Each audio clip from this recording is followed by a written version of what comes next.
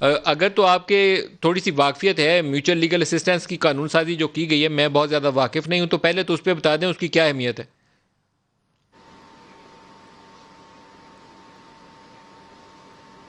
دیکھیے جی، اہمیت تو ہوتی ہے میوچل اسسٹنس کی، تاکہ دوسرے ممالک سے ہمیں ڈیٹا فراہم ہو سکے۔ بنیادی طور پہ اس کا مقصد یہ ہے کہ مختلف ممالک میں جو آپ کے پاس ثبوت ہیں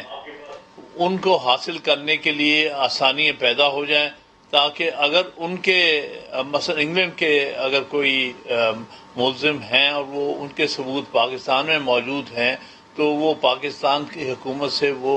ثبوت حاصل کر سکیں۔ اسی طرح اگر پاکستان کے کوئی ملزمان